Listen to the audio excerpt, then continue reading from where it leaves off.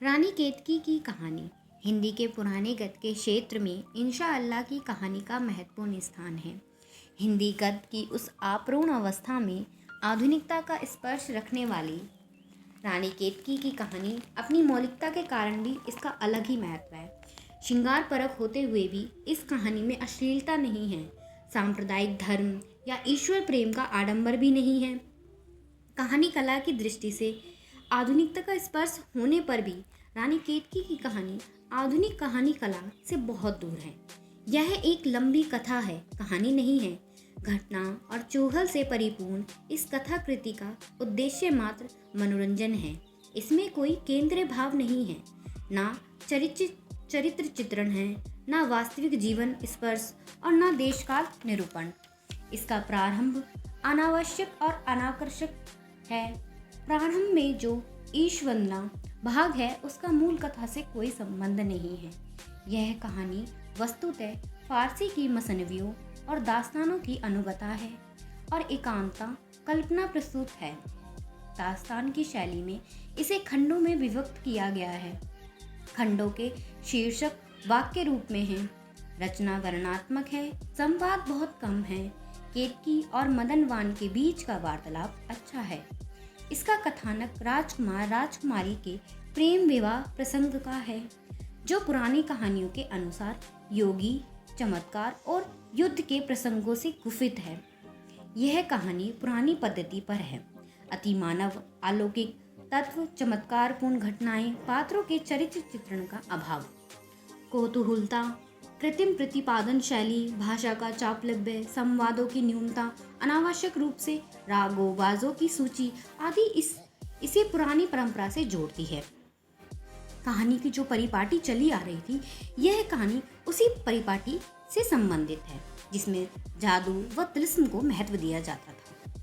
यदि हम इसके पात्र व उनके चरित्र चित्रण की बात करें तो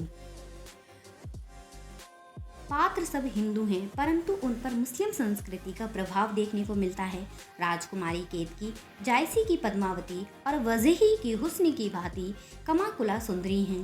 अपनी सखी के साथ वे वन वन में भटकती हैं।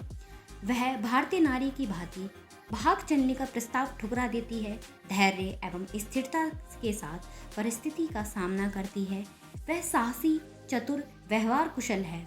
बिना सखी के अकेले ही अपने प्रिय की खोज में बन बन भटकती है। उसका थूक से पत्र लिखना लेखक की विचित्र एक सूक्ष्म दृष्टि है। उदयभान के चरित्र चित्रण की बात करें तो वह वीर किंतु भावुक राजकुमार है। वह प्रेम में उचित अनुचित सब कुछ करने को सहने को तत्पर है।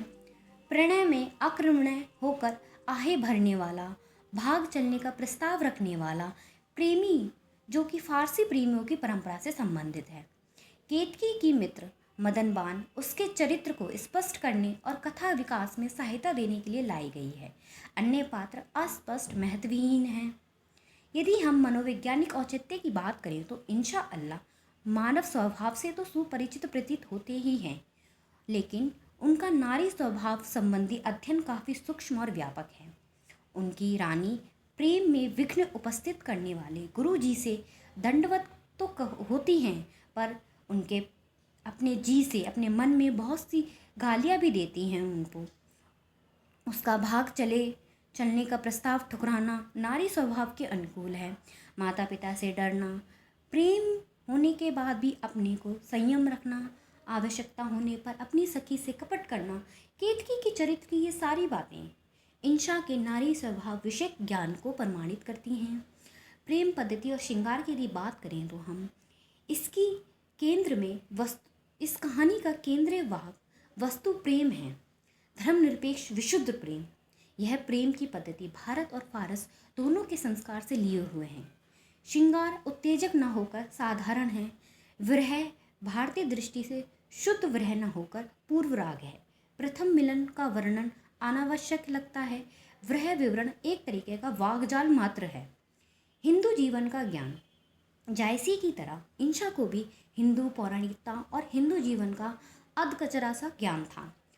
उनके दिए गए देवी देवताओं और पौराणिक व्यक्तियों के संकेत प्राय अशुद्ध लगते हैं। हिंदू जीवन का वह अच्छा चित्रण नहीं कर सके। उनका सामान्य ज्ञान ठीक था, नावों, रागों, फूलों, स्त्री श्रृंगार की उन्होंने अच्छी से जानकारी थी। हिंदू विवाह रीति रिवाजों आदि से वो अवगत थे। उसके बाद भी वो हिंदू जीवन का अच्छा सा चित्रण नहीं कर पाए। यदि भाषा शैली की बात करें तो इंशा, फारसी, अरबी और सूफी पूर्वी गवारी बोलियों आदि से तो उन्होंने बचने की प्रतिज्ञा की, लेकिन वो उससे बच ना सके। फारसी शब्दावली और वाक्य शैली से अस्पष्ट नहीं रह सके। उनकी कहानी में ग्रामीण शब्द भी यत्र तत्र हमें देखने को मिलते हैं।